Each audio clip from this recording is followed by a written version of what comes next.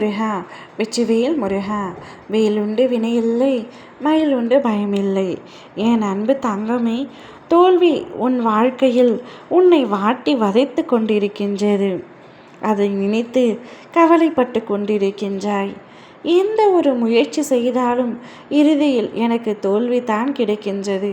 நான் முயற்சி செய்ததற்கு அர்த்தமே இல்லாமல் சென்றுவிட்டது என்று நினைக்கின்றாய். இதை கண்டு துவண்டு போகாதே தங்கமே. உன் வாழ்வில் நடக்கும் இத்தகைய கஷ்டங்களை நான் மாற்றி அமைக்கப் போகின்றேன். அதற்காக உன்னிடம் ஒன்றை மட்டும் சொல்கின்றேன். வாழ்க்கையில் நீ நிச்சயம் ஜெயித்து காட்ட வேண்டும். ஜெயித்து காட்டுவாய் தங்கமே. ஒருவன் தன்னுடைய தொழிலில் படுதோல்வி அடைந்த நிலையில் தான் நடந்து வந்த வழியில் தெருமுனையில் போவோர் வருவோரை மிகுந்த மனவேதனையுடன் வேடிக்கை பார்த்து கொண்டிருந்தான். அப்பொழுது எதிரில் உள்ள குப்பை தொட்டியில் ஒருவர் தனக்கு தேவையான பழைய பேப்பரை எடுத்து சாக்கில் நிரப்பி சென்றான். சிறிது நேரத்தில் இன்னொரு நபர் அதே போல குப்பை தொட்டியில் தனக்கு தேவையான பாட்டில்களை நிரப்பி எடுத்து சென்றான். மீண்டும் ஒருவர் வந்து தனக்கு தேவையான பழைய பிளாஸ்டிக் தட்டு பேப்பரை எடுத்து சாக்கில் நிரப்பி சென்றான். அதன் பின் ஒரு நாய் வந்து எச்சில் இலையில் இருந்த சாப்பாட்டை சாப்பிட்டு சென்றது. கடைசியாக வந்த பசு குப்பையில் கிடந்த பச்சிலையை சாப்பிட்டு தன் பசியை போக்கிக் கொண்டது.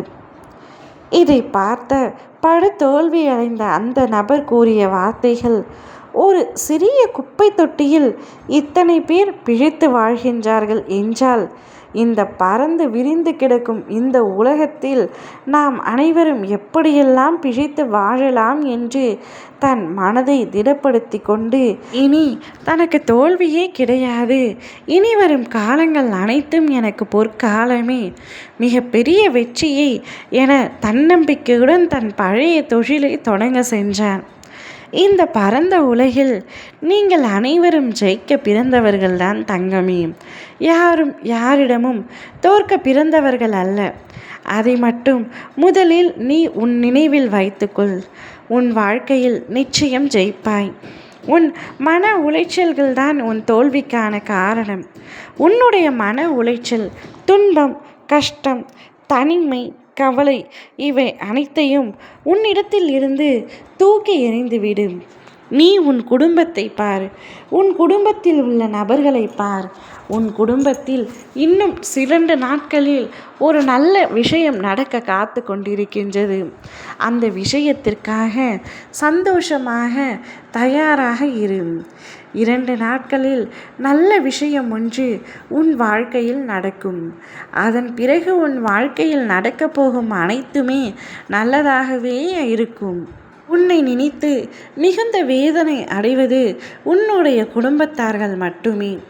உன்னுடைய குடும்பத்தில் உள்ள அனைவரும் சந்தோஷப்படும் அளவிற்கு ஒரு விஷயம் நடக்கப் போகின்றது. அப்படி நடக்கையில் நீ என்னுடைய ஆலயத்திற்கு வந்து எனக்கு நன்றி கூறுவாய். அப்பா, நீங்கள் கூறியது பலித்து விட்டது. இனி நான் எடுத்து வைக்கும் ஒவ்வொரு அடியிலும் வெற்றியை தாருங்கள் அப்பா என்று கூறப்போகின்றாய். நிச்சயம் இனி உன் வாழ்க்கையில் நீ வெற்றியை மட்டுமே பார்ப்பாய். ஓம் முருகா, வெற்றிவேல் முருகா.